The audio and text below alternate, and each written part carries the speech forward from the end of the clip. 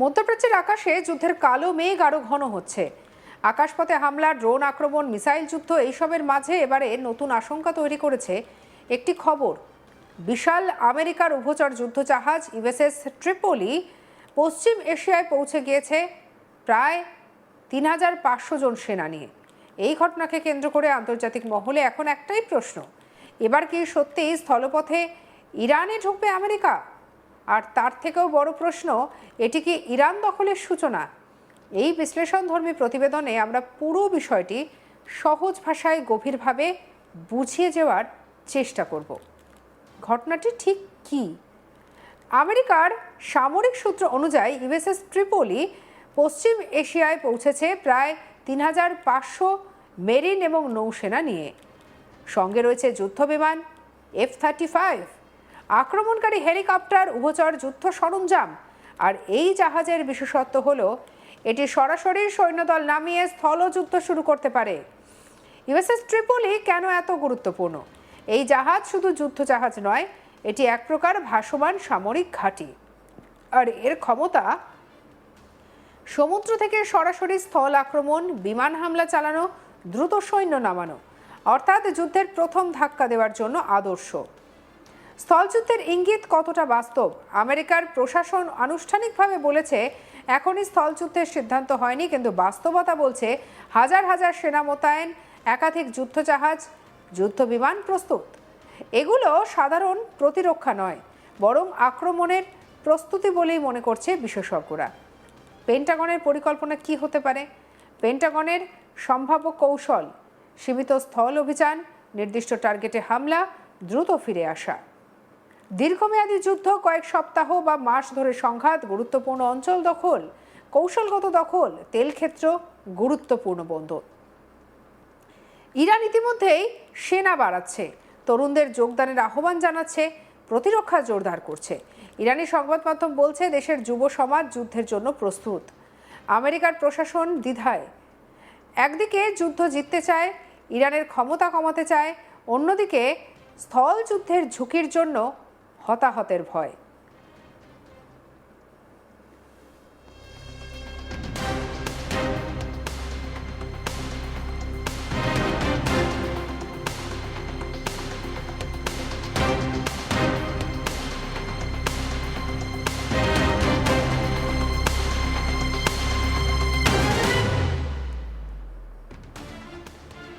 Donald Trump এখনও স্পষ্ট নির্দেশ দেননি স্থল অভিযান অনুমোদন করবে কিনা তা নিয়ে জল্পনা চলছে।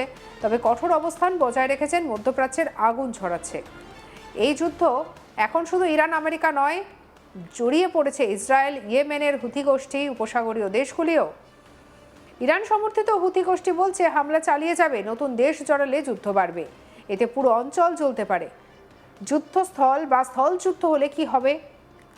দীর্ঘযুদ্ধ, ইরান বড় দেশ, পাহাড়ি অঞ্চল, মরুভূমি, যুদ্ধ সহজ হবে না। গেরিলা লড়াই, ইরান সরাসরি যুদ্ধের পাশাপাশি গেরিলা কৌশল ব্যবহার করতে পারে। আমেরিকার ক্ষতি, ইরাক আফগানিস্তানের মতো দীর্ঘমেয়াদী ক্ষয়ক্ষতিও হতে পারে। ইরান দখল কতটা বাস্তব? দখল শব্দটা শুনতে যতটা সহজ, বাস্তবে ততটাই কঠিন। কারণ ইরানের জনসংখ্যা বিশাল, শক্তিশালী সেনা, জাতীয়তাবাদ প্রবল। অতীতে ইরাক এবং আফগানিস্তান দখলে টেকেনি। এই যুদ্ধের প্রভাব ইতিমধ্যে দেখা যাচ্ছে, তেলের দাম বাড়ছে, বাজারের অস্থিরতা, বিশ্ব অর্থনীতির চাপের মুখে। হরমুজ প্রণালী যুদ্ধের কেন্দ্র। স্ট্রেট অফ হরমুজ দিয়ে বিশ্বের 20% তেল যায়। যদি এটি বন্ধ হয় তাহলে বিশ্বজুড়ে জ্বালানি সংকট, সামরিক শক্তির তুলনা, বিশ্বের বড় দেশগুলির উদ্বেগ প্রকাশ করেছে। যুদ্ধ থামানোর আহ্বান জানাচ্ছে। রাশিয়া এবং চীন কি করছে, এই প্রশ্নটা এখন ঘোরাফেরা করছে।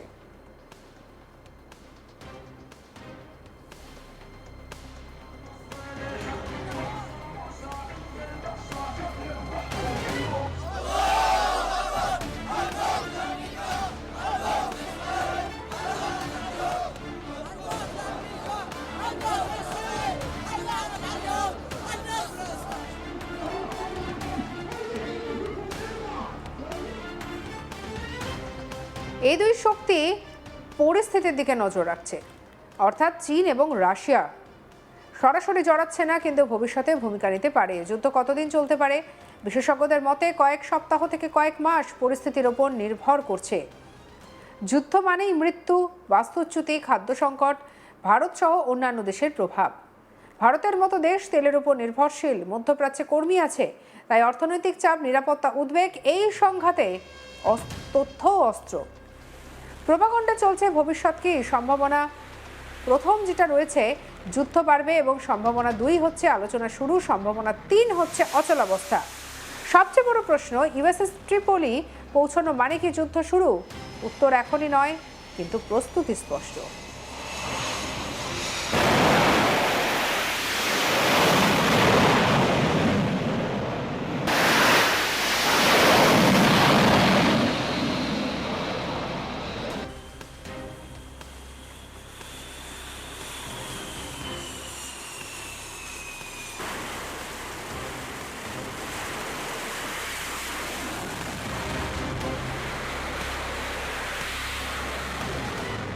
ইউএসএস ট্রিপোলির আগমন শুধু একটি সামরিক ঘটনা নয়, এটি একটি বড় সংকেত। আমেরিকাকে সত্যি ইরানে ঢুকবে নাকি শেষ মুহূর্তে কূটনীতির জয় হবে? এই প্রশ্নের উত্তর এখনো অজানা, তবে একটাই নিশ্চিত যে বিশ্ব এখন এক অত্যন্ত বিপজ্জনক মোড়ে দাঁড়িয়ে। যদি স্থলযুদ্ধ শুরু হয় তাহলে তা শুধু মধ্যপ্রাচ্যে নয়, পুরো বিশ্বের ভবিষ্যৎকে বদলে দিতে পারে।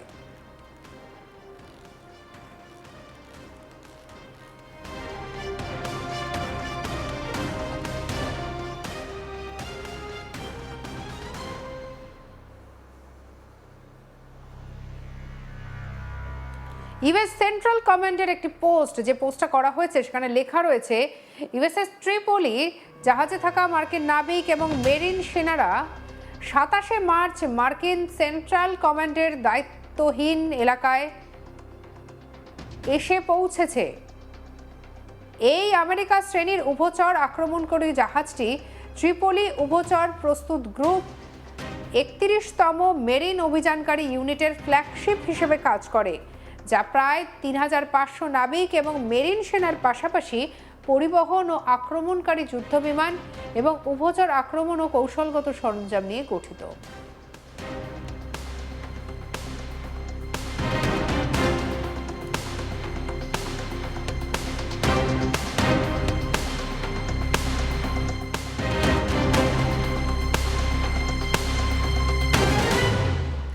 ইরান ইতিমধ্যেই সেনা বাড়াচ্ছে, তরুণদের যোগদানের আহ্বান করছে, প্রতিরক্ষা জোরদার করছে। ইরানি সংবাদ মাধ্যম বলছে দেশের যুব সমাজ যুদ্ধের জন্য প্রস্তুত। আমেরিকার প্রশাসন দ্বিধায়, একদিকে যুদ্ধ জিততে চায়, ইরানের ক্ষমতা কমাতে চায়, অন্যদিকে স্থলযুদ্ধের ঝুঁকি, সৈন্য হতাহতের ভয়।